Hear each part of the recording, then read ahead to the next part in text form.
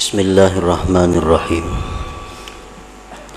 Alhamdulillahilladzi amarana birridha wal muhasabah wa adkhala man syaa min ibadihi al-jannata bighairi hisabin wala fitnah. Asyhadu an la ilaha illallah wahdahu la syarika lah wa asyhadu anna sayyidana Muhammadan abduhu wa rasuluhul maghfuru lah. Allahumma salli wa sallim ala sayyidina Muhammadin ar-ra'ufir rahim bil ummah wa ala alihi wa sahbihi wa dhurriyyatihi wa man salaka maslakah. Salatu wa salaman daimaini bidawami mulkillah wa bi'adadi ma wasi'ahu ilmullah. Amma ba'du. Yang kita hormati dan kita cintai para habaib dan para alim ulama, guru-guru agama, para muhibbin, hadirin hadirat rahimakumullah. Alhamdulillah, puji syukur kehadirat Allah yang telah mengumpulkan kita bersama-sama di tempat yang mulia, di tempat yang penuh berkah ini. Salawat dan salam kita haturkan kepada junjungan kita Nabi besar Muhammad sallallahu alaihi wasallam dan kepada seluruh keluarga, para sahabat, zuriat dan pengikut beliau.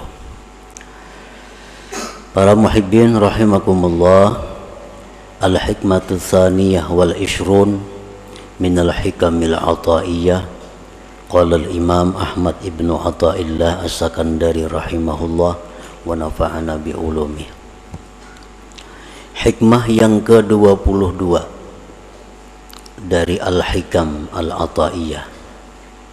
Berkata pengarang Al-Imam Ahmad bin Athaillah As-Sakandari rahimahullah, ma min nafasin tubdihi illa walahu qadarun fika yumdihi. Yang artinya, tidak ada daripada nafas, tidak ada daripada nafas yang kamu tampakkan, yang kamu zahirkan, yang kamu keluarkan, melainkan bagi nafas itu ada takdir pada engkau yang Allah lalukan. Nah, itulah arti daripada hikmah yang ke-22 ini. Yang maksudnya adalah inna anfasaka wa anfasa ghairik qad ammahal qadar. Sesungguhnya napas-napas engkau dan napas-napas selain engkau sungguh telah meliputi akan dia oleh takdir. Jadi seluruh napas-napas kita ini dan napas-napas orang lain itu semuanya tidak lepas dari takdir Allah. Walaupun satu napas, tidak ada yang keluar daripada takdir Allah.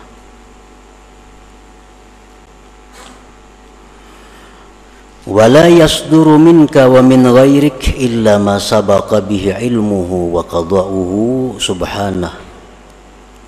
Dan tidaklah timbul napas engkau, dan tidaklah timbul itu napas daripada engkau dan dari selain engkau, melainkan yang telah terdahulu dengannya pengetahuan dan keputusan Allah subhanahu wa ta'ala. Artinya seluruh napas kita ini dan napas orang-orang lainnya itu sudah dahulu kala diketahui oleh Allah dan sudah dahulu kala ditentukan oleh Allah subhanahu wa ta'ala. Falazimaka an tarda bi qada'ihi wa qadarihi, maka wajiblah engkau bahwa ridha dengan keputusan Allah dan takdir Allah itu. Wajiblah engkau ridha dengan apa-apa yang ditentukan dan ditakdirkan oleh Allah. Wa haqiqatur ridha an la ta'tarida 'ala Allah subhanahu wa ta'ala, dan bermula hakikat ridha itu adalah bahwa engkau tidak mengiktirad, bahwa engkau tidak membahas, bahwa engkau tidak menentang apalagi marah atas Allah subhanahu wa ta'ala. Nah, para muhibbin rahimakumullah, orang yang marah kepada Allah berarti adalah orang yang tidak ridha dengan Allah. Bisakah manusia, bisakah kita ini marah kepada Allah? Allah di akhirat nanti akan menanyakan kepada kita, wahai Fulan bin Fulan, engkau pada hari anu, jam anu, kenapa marah kepadaku? Wahai Fulan bin Fulan, engkau pada hari anu, tanggal anu, jam sekian, kenapa engkau mencela, mencaci makiku? Seorang hamba ini bertanya kepada Allah, wahai Tuhanku, aku tidak pernah marah kepadamu, aku tidak pernah mencaci makimu. Kata Allah, tidak, kau pernah marah kepadaku. Kapan kau marah kepadaku? Di waktu kau marah kepada hambaku. Kapan kau itu marah kepadaku? Di waktu kau marah kepada hamba-hambaku. Kapan kau mencaci maki aku? Ketika engkau mencaci maki hamba-hambaku. Nah, para muhibbin rahimakumullah, berarti kalau kita ini benci kepada hamba, kepada makhluk Allah, sama dengan benci kepada Allah. Kalau kita mencaci maki hamba Allah, makhluk Allah, pada hakikatnya kita mencaci maki Allah. Rasulullah SAW bersabda, la tasubbud dahra fa innallahu wad-dahru. Jangan kau mencaci maki terhadap masa. Jangan engkau mencaci maki keadaan-keadaan. Sesungguhnya Allah itulah yang mencipta keadaan-keadaan itu. Nah, para muhibbin rahimakumullah, sebagaimana dalam hadis disebutkan, Allah bersabda, Allah berfirman kepada hambanya, "Ya Tuhan, wahai Fulan, ini di akhirat, aku sakit, engkau tidak menjenguk aku. Wahai Fulan, aku lapar, engkau tidak memberi makan kepadaku." Ujar si hamba, "Ya Allah, bagaimana engkau itu bisa sakit? Engkau Tuhan." Kata Allah, "Hambaku itu sakit, tapi kau tidak membisuknya." Seseorang yang sakit itu adalah orang yang dikehendaki Allah sakit. Nah, kalau kita tidak membisuk dia, sama dengan tidak membisuk Allah. Kada mailangi Allah. Aku kelaparan, ya Tuhan, engkau kada memberi makani aku. Jadi kita, ya Allah, engkau Tuhan, mana mungkin lapar. Hambaku lapar, engkau tidak memberi makan dia. Nah, lapar itu adalah ciptaan Allah. Orang yang lapar, orang yang dikehendaki Allah. Kalau kita kada memberi makan kepada mereka, sama tidak memberi makan kepada Allah. Nah, jadi sangkut pautnya dengan yang kita baca ini adalah bahwa kita wajib ridha dengan apa yang ditentukan oleh Allah Subhanahu wa ta'ala, karena setiap napas kita dan napas selain kita itu pasti ada takdir yang meliputinya. Para muhibbin rahimakumullah, Allah Subhanahu wa ta'ala berfirman, "Wallahu khalaqakum wa ma ta'malun." Allah yang menciptakan kamu dan menciptakan segala perbuatan kamu. Itu Al-Quran. Bila mana kita belajar tauhid sifat 20 umpamanya, atau yang lebih tinggi daripada itu, kita mengenal tauhid af'al. Nah, kita mengenal tauhid af'al. Arti tauhid af'al itu apa? Mengesahkan perbuatan-perbuatan. Maksud mengesahkan perbuatan-perbuatan itu apa? Mengiktikadkan di dalam hati bahwa tidak ada perbuatan dalam alam semesta ini melainkan perbuatan Allah Subhanahu wa ta'ala. Nah, itu tauhid af'al. Kita wajib mengiktikadkan di dalam hati kita bahwa apa-apa yang berbuat pada alam semesta ini itu adalah perbuatan Allah. Kalau kita kada mengiktikadkan demikian, kita kada beriman. Nah, kita kada beriman, kita kada tergolong ashabul yamin. Seluruh perbuatan yang kita lihat, kita dengar di alam semesta ini adalah perbuatan Allah Subhanahu wa ta'ala. Nah, ini tauhid af'al ngarannya. Itu wajib kita mengiktikadkan itu di dalam hati. Nah, af'al ini, perbuatan ini asarus sifat, bekas sifat. Perbuatan itu adalah buahnya sifat. Dari sifat timbul af'al. Kita melihat tukang begitu pandai membangun sebuah bangunan, itu af'al tukang pada zahirnya. Nah, kehebatan tukang maulah bangunan itu tentu bekas daripada ilmu yang ada dalam dirinya. Ilmu sifat. Jadi karena adanya sifat ilmu dalam diri si tukang ini, timbullah perbuatan membikin gedung, membikin rumah yang bagus. Nah, jadi af'al itu adalah keluarnya di sifat. Nah, kita kembali bahwa seluruh perbuatan ini adalah perbuatan Allah. Seluruh perbuatan adalah perbuatan Allah. Dan perbuatan Allah itu, fi'il Allah itu bekas dari sifat Allah. Bekas dari sifat Allah. Dan sifat Allah itu banyak. Sifat Allah banyak. Tetapi kesimpulan dari banyaknya sifat Allah itu dibagi dua. Ada sifat Allah yang dinamakan Al-Jamal, ada sifat Allah yang dinamakan Al-Jalal. Al-Jamal ini artinya keindahan, keelokan. Seperti apa sifat-sifat yang dalam kelompok Al-Jamal ini? Sifat pengasih, penyayang, pecinta, pemelihara, pemberi, pemaaf, pengampun. Itu sifat-sifat keindahan, keelokan. Yang kedua dinamakan sifat Al-Jalal, sifat kebesaran.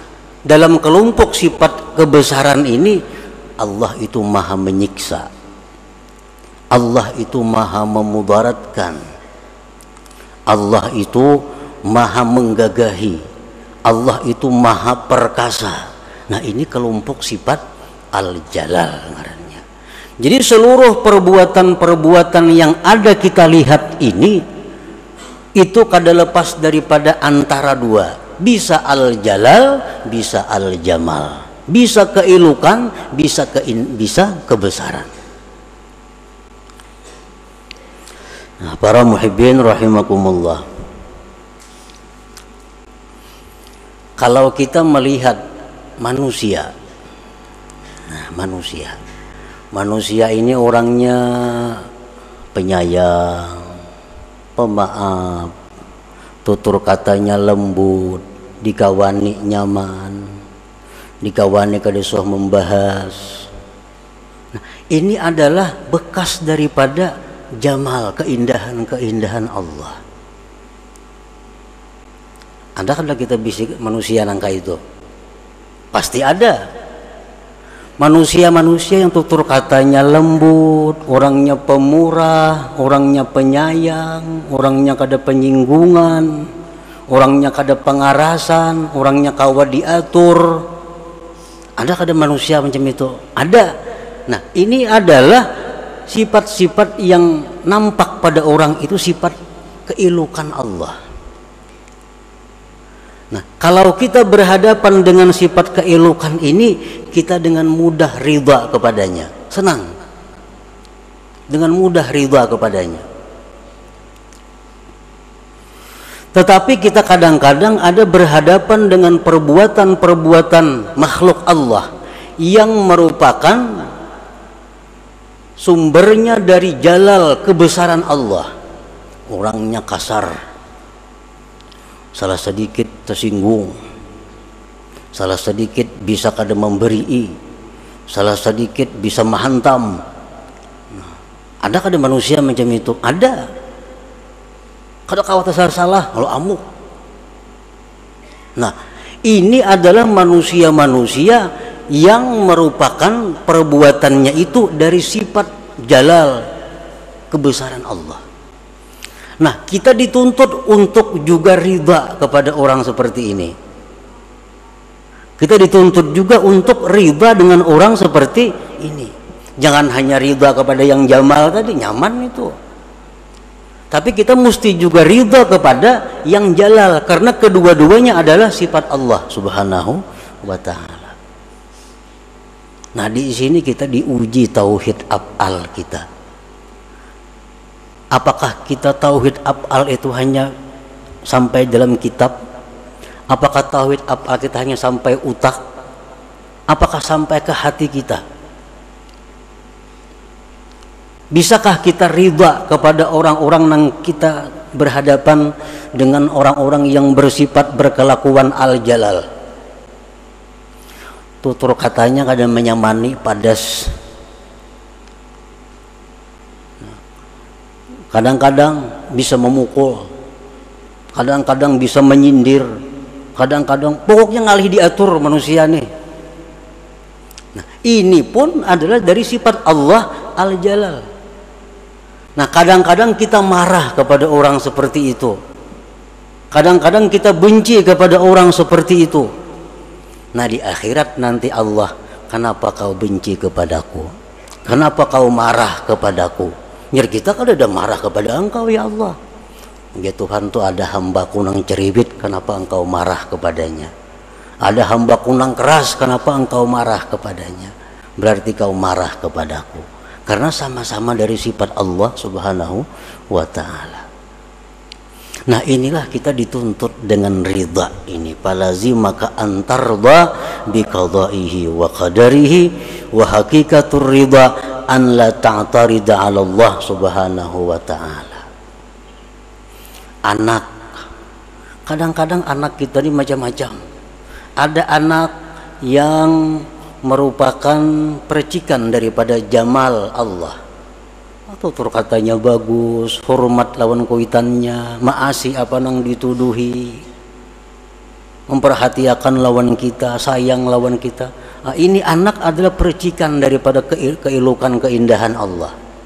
Kita ridha dengan anak ini, nyaman ridha, nyaman senangnya. Tapi ada anak nang kada kudu diurus, nang kehendaknya, hendak kita kada jalan.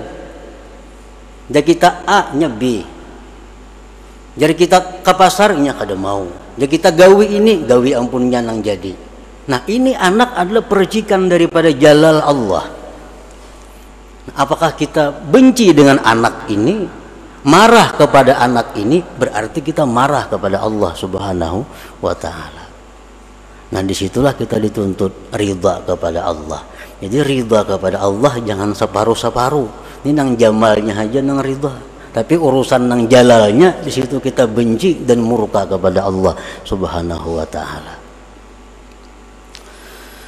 Nah, para muhibbin rahimakumullah. Dan semuaan yang ada di alam semesta ini kada akan lepas daripada dua sifat itu. Apapun. Makanan. Nah, makanan ini kalau nang percikan daripada jamalnya Allah, dimakan nyaman, menyihatakan awak, rasanya nyaman, harganya murah. Ini jamal Allah, jamal Allah. Ada nang makanan bila kita makan batuk, Ada yang bila tak makan ini meriap dingin. Ini makanan ini percikan daripada jalal Allah. Kada kau diurus makanan ini. Dan kadang-kadang kedua sifat itu ada pada diri kita. Ada pada diri kita.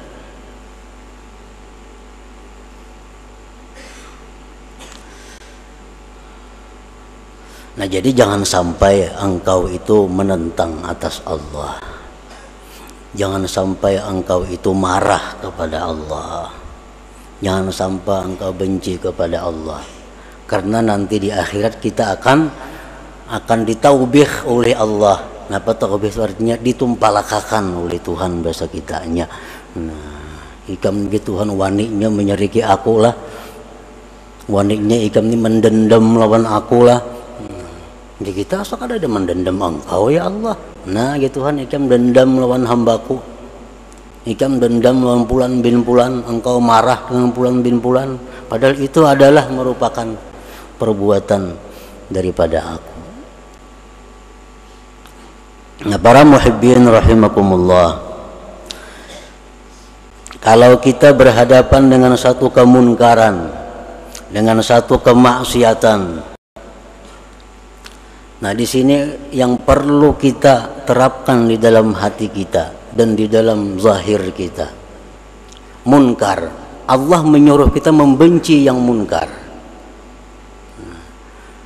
Di sisi lain Allah memerintahkan kita supaya ridha dengan apa yang terjadi.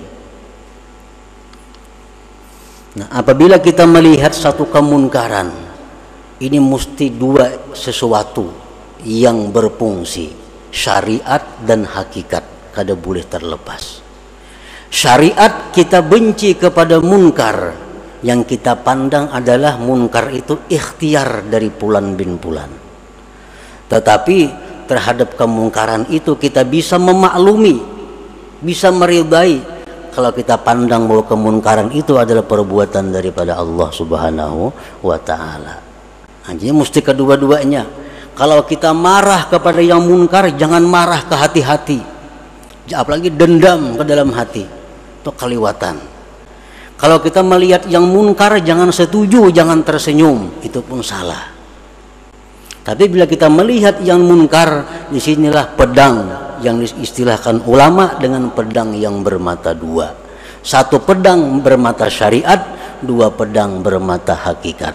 Syariat artinya kita mengeritik, kita merubah kemunkaran, memandang itu ikhtiarnya si pelaku munkar. Tetapi dalam hati kita bisa memaklumi, bisa meridai, karena itu adalah fi'il daripada Allah Subhanahu wa Ta'ala. Yang tapa huruf nih, ini nang batin dikalawarakan, melihat kemunkaran, tersenyum, ketujuh.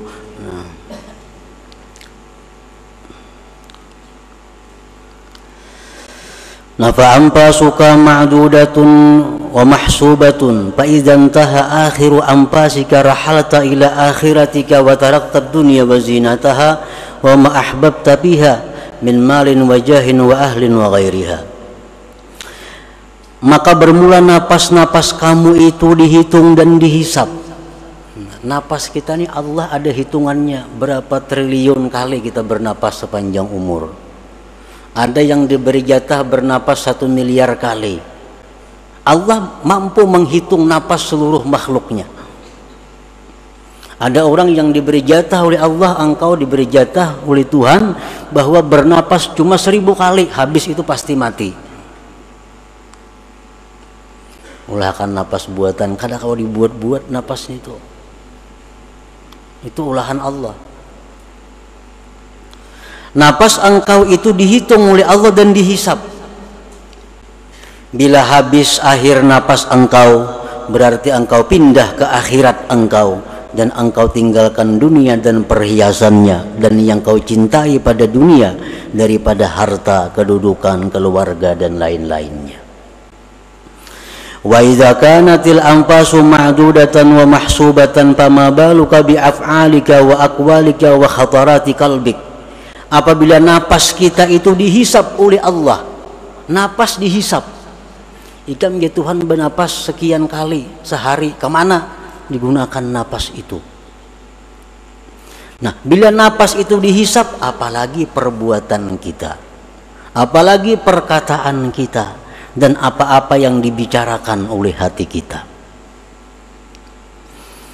Qala ta'ala inna sam'a wal basara wal fu'ad wa kullu ulaika kana anhu mas'ula.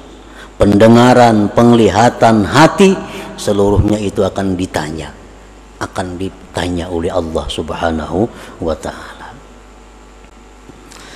Qala sallallahu alaihi wasallam ma min 'abdin yakhtu khatwatan illa su'ila anha ma arada biha. Tidak ada dari seorang hamba yang melangkah satu langkah, melainkan dia akan ditanya di akhirat nanti, langkah itu kemana, untuk apa. Kita ini bakunjang, belangkah, salangkah, itu ada catatannya di sisi Allah, dan akan ditanya, engkau pada hari anu jam anu melangkah untuk apa?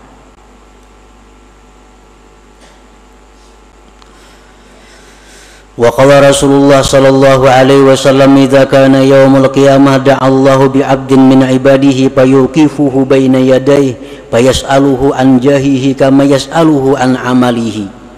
Apabila hari kiamat terjadi, Allah memanggil dengan seorang hambanya dari hamba-hambanya. Allah dirikan hambanya itu di hadapannya. Allah tanya hambanya itu tentang pangkatnya, sebagaimana Allah menanya daripada perbuatannya. Nang berpangkat-pangkat itu ditanya Allah juga. Kamu pangkat apa? Jabatan apa? Di mana kamu dapat jabatan itu, dengan jalan apa? Kemana kamu menggunakan jabatan-jabatan itu? Ditanya oleh Allah. Menjadi pembakal, jadi camat, apalagi bupati, apalagi nang ke atasnya, bukan inting, itu akan ditanya dengan jalan apa engkau dapat jabatan itu. Nah, dan kemana menggunakan jabatan itu, ditanya oleh Allah. Dengan apa dapat jabatan itu? Kayak apa caranya minta jabatan? Imbah menjabat bang, kayak apa kelakuannya?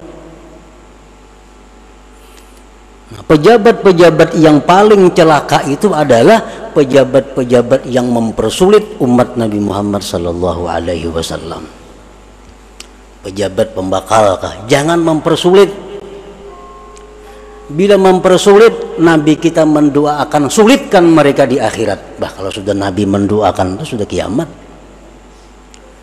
Nah, pejabat-pejabat itu ya Nabi, mudahkan atas umatku urusan mereka, jangan dipersulit. Kalau mempersulit, Allah akan menyulitkan kamu di akhirat. Kalau Allah menyulitkan di akhirat, pasti akan binasa. Orang mula KTP jangan tapi dipersulit. Maulah kartu keluarga, maulah apa, maulah mengirim proposal, jangan dipersulit. Apalagi diintai duit. Kenapa? Bahayanya. Amunnya beriman, takutan itu. Cuma karena tipisnya iman, ya gawian nangka itu. Dikiranya Allah itu buta. Dikiranya Allah kada menghitung. Dikiranya Allah kada menghisap. Padahal Allah akan menghisap, menanya. Nabi kita mendoakan itu. Siapa-siapa yang mempermudah umatku, permudahkan ya Allah dia. Mudah. Tapi siapa yang mempersulit umatku, sulitkan urusannya. Ini orang maulah surat apa, dipersulit, mengkau dipersulit, persulitnya aja kayak apa, buli-buli 4-5 kali bulik. Supaya kada biris. Mestinya orang-orang diberi Allah jabatan itu, diberi amanah itu untuk mempermudah, mempernyaman umat Nabi Muhammad sallallahu alaihi wasallam. Mengatakan pembakal-pembakal, camat-camatnya, hendak selamatnya. Hendak selamat. Jangan menyulitkan. Jangan menyulitkan. Kenapa sebabnya? Ini mereka ini digaji oleh yang dipersulit ini. Mana orang sudah menggaji dipersulit pulanglah. Nah, itu yang Nabi kita marah besar kepada mereka itu.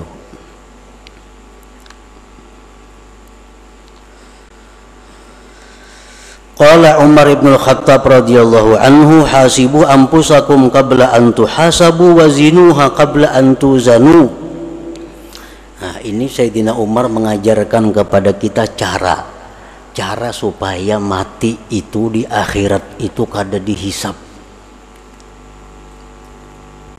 kada ditanyai oleh Allah macam-macam. Sayyidina Umar mengajarkan agar Sayyidina Umar, hisaplah diri kamu sebelum dihisap orang. Nah, kita hisap berdahulu. Nah, kita hisap berdahulu. Karena di sana kita kada dihisap orang lagi. Bila kita di sini kada menghisap, di sana kena hitungannya ngalih. Nah, bagaimana cara menghisap diri itu? Bagaimana cara menghisap diri? Bagaimana cara muhasabah yang sebenarnya? Wa inna ma hisabuhu li nafsihi ay yatuba an kulli ma'siyatin qabla al-maut taubatan nasuha wa yatadaraku ma farata fi faraidillah azza wa jalla wa yaruddu al-mazalim ila ahliha wa yastahillu kulla man ta'arrada lahu bi lisanihi wa yadihi hatta yamut, hada yadkhulul jannata bighairi hisab. Menghisap diri itu adalah artinya tobat dari tiap-tiap maksiat. Tobat nasuha, jangan tobat bebulikan. Tobat nasuha, satu. Yang kedua, bayari hutang-hutang kepada Allah. Hutang puasa, hutang sembahyang, bayari hutang nazar. Kembalikan kezaliman-kezaliman kepada pemiliknya. Pernah memungut pungutan liar, bulikakan no ampunnya. Dalam dunia nyaman bulikakan, mau di akhirat ngalih. Bulikakan kepada ampunnya. Kita pernah mencuntan, bulikakan. Kada kau lagi membulikakan, minta halal. Orangnya sudah mati, minta halal kepada ahli warisnya. Ahli warisnya kada ada lagi. Banyaki beramal ibadah, hadiahkan pahalanya lawan orang nang hartanya dicuntan itu.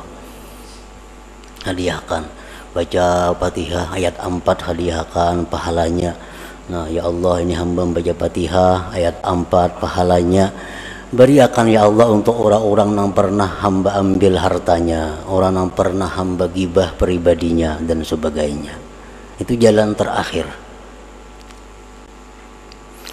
Nah, bila kita bisa melakukan itu, mati kita yadkhulul jannata bighairi hisab, maka masuklah surga tanpa dihisap lagi. Nah, ini amalan masuk surga nang tanpa hisap nang sebenarnya itu.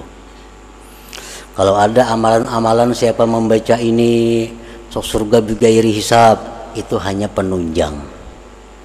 Siapa sembahyang tengah malam masuk surga tanpa hisap, itu hanya penunjang. Tapi intinya adalah ini, tobat dari maksiat, bayari hutang kepada Allah, bulikakan harta-harta orang yang ada pada diri kita, pada kekuasaan kita, bulikakan, dan minta halal kepada orang-orang yang kita sakiti, yang kita aniaya. Pertahankan sampai mati, mati kita ngarannya husnul khatimah, masuk surganya bighairi hisab. Itu yang dimaksud daripada hikmah yang ke-22 daripada Al-Hikam Al-Ataiyah ini. Nah, selanjutnya yang ke-23. Ila hadratin Nabi sallallahu alaihi wasallam Al-Fatihah. Astagfirullahaladzim dinas siratal mustaqim siratal ladzina an'amta alaihim ghairil maghdubi alaihim. Ya Allah biha ya Allah biha Allah bihusnil khatimah ya Allah biha ya Allah biha Allah bihusnil khatimah ya Allah biha ya Allah biha ya Allah bihusnil khatimah wa ya ayyuhar-rajul minhu syafa'atan sallu alaihi wa sallimu taslima Allahumma salli wa sallim wa barik